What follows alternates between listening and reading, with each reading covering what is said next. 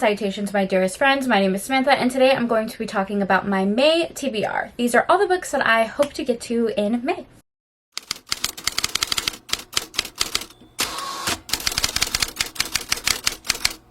Hello, how are you? Welcome back to my channel. I feel like I need to call this like May hopefuls, okay? I create very loose TBRs because I am a little bit more of a mood reader. I tend to just pick up whatever I'm feeling in the moment, so I never set a very strict TBR. These are books that I just have on my shelves, have checked out on Kindle Limited, and I hope to get to them during the month of May, but like, no pressure. Nobody's pressuring me to read these books. I'm just crazy, okay? We're just gonna sit here and chat. I'm gonna talk about some books that I want to read, some books that you can expect to see a reading vlog for in the month of May. I have some historic romances, fantasy books, contemporary romances. Let's just hop in. I have to admit, I'm not over the moon excited about a lot of the newer releases. I just haven't been gravitating towards contemporary romances recently, and that seems to be like the bulk of what's being released, which is fine, which is cool. But yeah, I'm not really excited about a lot of the new releases for the month of May. Really, the only release that I am so excited about and I will be reading on release day and I will be finishing in one go is In the Shadow Longing by Marina Vivancos.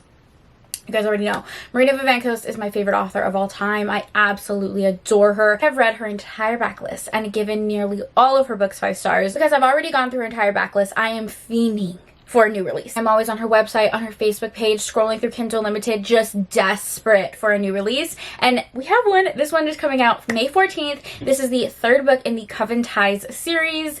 I imagine you can read it as a standalone because most of her series can be read as standalones, but I would encourage you to just read the other 2 books in the series because this series is so unique and so beautifully written. It's called the Coven Ties series. The 1st book in the series is called Oh Sacred Dark. It is a male-male romance series set in a Dom sub-universe, and it has a lot of magic and witches. A Dom sub-universe is very similar to Omegaverse. People are born with different designations. You are either dominant or submissive, and you have different like biological urges and needs depending on which one you are. The whole series has a bunch of magic in it as well. The 1st book follows our hero Roman, who is a submissive, and he is born into a coven that participates in blood magic, which is like the darkest, most evil magic anyone can perform. He's in a very abusive, dark situation, and he manages to get out and get sent to another coven where he meets our hero Tyler, who is a dominant. He comes to this new coven to really heal, and Tyler helps him in that process, and it follows their friends to lovers romance.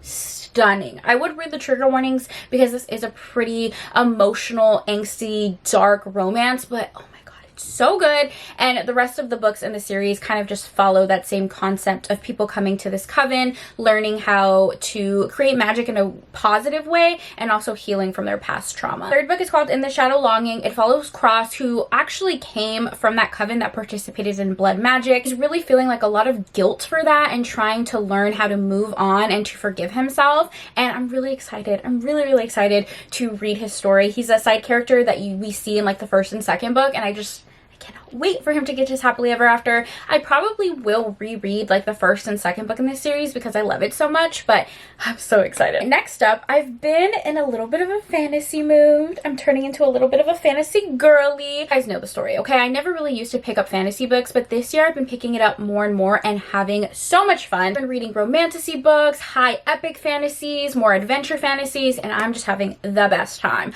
So a book that has continuously come up on my feed and so many of my friends have recommended it to me is Between Mischief and Magic. This is a sapphic fantasy book.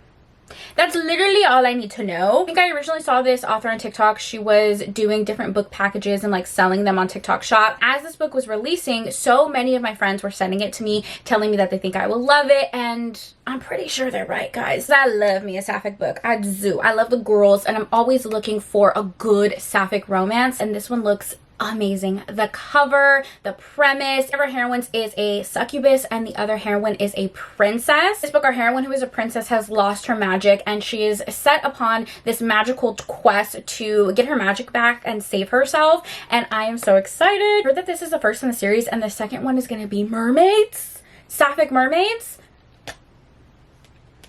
That's all I want. The cover is stunning. The author seems absolutely lovely. This is on Kindle Unlimited, but I probably will purchase the paperback just to support the author and have it on my shelf. Let me know if you guys would be interested in a reading vlog where I just read like sapphic fantasy books, because there's quite a few that are catching my eye. The first one I know I've mentioned before, called Starlight and Shadows by Vera Winters. This is described as a sapphic cozy fantasy and is the first book in the Starlight Sanctum series. I'm looking at it right now because it's also on Kindle Unlimited. So one of our heroines is trying to open up an alchemist shop, and in her travels she ends up getting cursed, and then our other heroine is a pirate who also comes from a family that is cursed. They're both looking for the same artifact that will hopefully break their curses. These two very different characters have to come together, and it follows their romance. It sounds so cute. Next one is kind of a newer release, and it's called The House Witch. This one is described as a cozy and humorous sapphic fantasy book, so I'm very interested in seeing what this one is all about.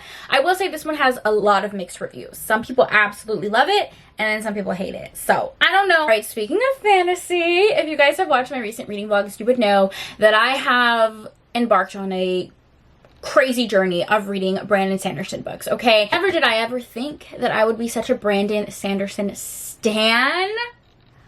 But this journey into the Cosmere has been amazing. In the past couple months, I have picked up 3 of his books and gave them all 5 stars. I really, really enjoyed them. So now I am slowly making my way through his backlist. He has an extensive backlist, and I'm not putting too much pressure on myself to fly through them really quickly. I'm just having a fun time. So I do have 2 of his books on my TBR in the month of May, and they're both pretty long. First one is one that you guys were recommending to me over and over again, and that is Warbreaker by Brandon Sanderson. I have already started this book. I'm about 40% in. Said when I was starting to read some Brandon Sanderson books, I had no idea where to start. I was very, very lost. So I asked you guys, like, what would you recommend? And everybody said this book. Magic System just seems wicked cool, and I like Brandon Sanderson's writing. I do. Guys, he's popular for a reason, and I feel so dumb for putting his books off for so long, but I really am having such a good time reading his books. So this one follows 2 kingdoms that have the same origin. However, one group, who are considered the royals and the original people of the kingdom,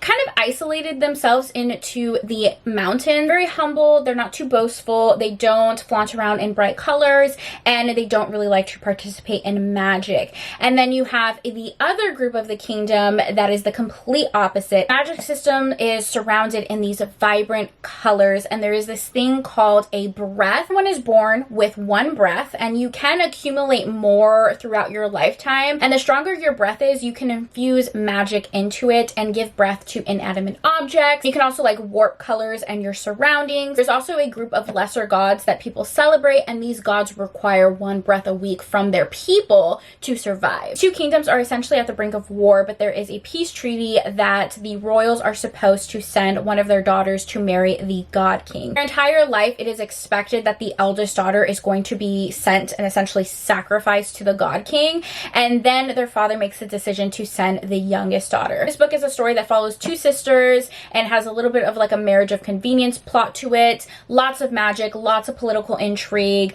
I feel like I'm not properly describing it because the magic system is so detailed, so unique. I've never read anything like it, and I'm enjoying it so far. 40% in, and I'm loving it. This is definitely on the TBR. And then the big zaddy, The Way of Kings by Mr. Brandon Sanderson. This is described as his epic high fantasy book. It's like 1,000 pages. It's like Roman gladiator inspired, if I'm not mistaken. And I also feel like this is one of his most polarizing books. People think this is like the best work ever written, or they hate it because it's so long. I have been told that this is essentially a prologue into the series, and like the 2nd and 3rd book is when it really picks up and gets amazing. You kind of like have to get through this introduction to get to the rest of the series, obviously. I know it's a lot, I know it's a long series, but to be honest, I'm willing to put in the work. Why not? I have the audiobook checked out on my library, I have the physical copy, and we're gonna see. We're gonna see how I like this one. I've had really good luck with Brandon Sanderson so far, so you gotta read Way of Kings. You gotta read Way of Kings, especially because a lot of people tell me you have to finish the Stormlight Archive to read some of his other books. Journey before destination is what the Brandy Sandy fans say, so I'm gonna put in the work. I'm gonna do it. And I'm in such a fantasy mood, and I forgot to mention this one in like the new release portion.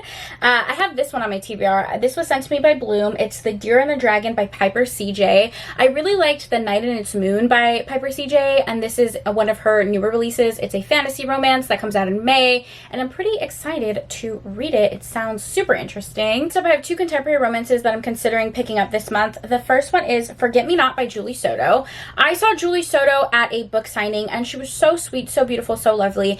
And surprisingly, I have not read this one. I know it was like everyone's favorite last year. So many of my friends just raved about it, and I don't know why I never picked it up. So it's time. It feels very spring. Me Not is a second chance romance. It follows our heroine, who is a wedding planner. She gets hired for this very like prestigious elite wedding. She has to work with her ex-boyfriend because he is hired as a florist for the wedding. Second chance romance, Grumpy Sunshine pairing. Very excited to read this. Next up, I would like to get to Love Contract by Sophie Lark. I have multiple tattoos about her books. I think she is amazing. I've seen her at multiple book signings, and I just adore her.